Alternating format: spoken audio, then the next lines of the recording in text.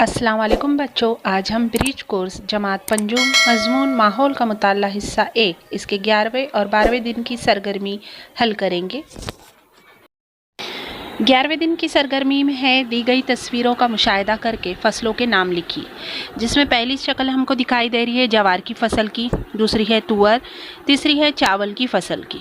सवाल की वजाहत करें। ज़्यादा बारिश में पाई जाने वाली फसलें, जिसमें है चावल, नारियल, नाचनी, रागी, वरई।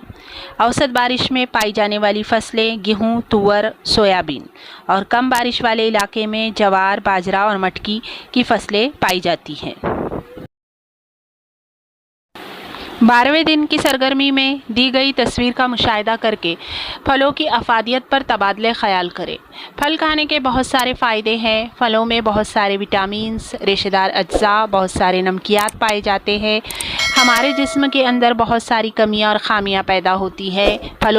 फल खाने की वजह से बहुत सारी बीमारियां दूर हो जाती हैं। आइए मश्क करें। सवाल नंबर 1, तस्वीरों को देखिए और महाराष्ट्र के किसी ज़िले में ये अशिया ज़्यादातर बनाई जाती है, इस तस्वीर के नीचे लिखिए। पहली तस्वीर में संतरे की बर्फ़ी है। नागपुर में ये ज़्यादा बनाई जाती क्योंकि नागपुर में संतरे ज़्यादा पैदा होते हैं। दूसरी तस्वीर मछली की है, जहाँ ये गोवा में ज़्यादा लोग खाते हैं। तीसरी तस्वीर जवार की रोटी की है। ये सातारा, अहमदनगर ज़िले और भी बहुत सारे ज़िलों में ये रोटी बनाई जाती है।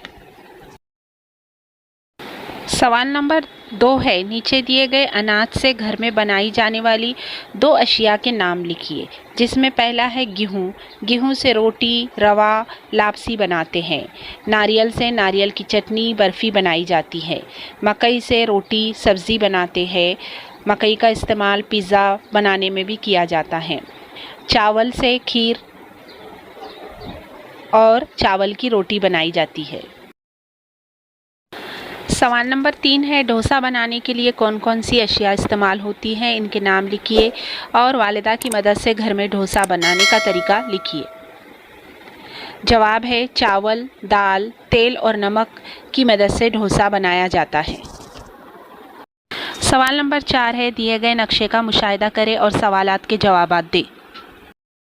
सवाल नंबर 1 है, साहिली इलाकों के करीब कौन सी ग़िज़ाई फसलें उगाई जाती हैं। जवाब लिखेंगे हम इसका। साहिली इलाकों के करीब चावल की फसलें उगाई जाती हैं। दूसरा है, शुमाली भारत में कौन कौन सी ग़िज़ाई फसलें उगाई जाती है। शुमाली भारत में ज़्यादातर गेहूँ उगाया जाता है, इसके अलावा चावल भी उगाया जाता है। सवाल नंबर 3 है, महाराष्ट्र में कौन सी फसलें उगाई जाती है। जवाब लिखेंगे हम। महाराष्ट्र में चावल, गेहूं और जवार की फसलें उगाई जाती है। सवाल नंबर 4 है, भारत के जनूबी हिस्से में कौन सी फसलें कसरत से उगाई जाती है। जवाब है, भारत के जनूबी हिस्से में चावल की फसल कसरत से उगाई जाती है। बच्चों, मेरी आने वाली तमाम वीडियोस को देखने के लिए मेरे चैनल को सब्सक्राइब ज़रूर कीजिए।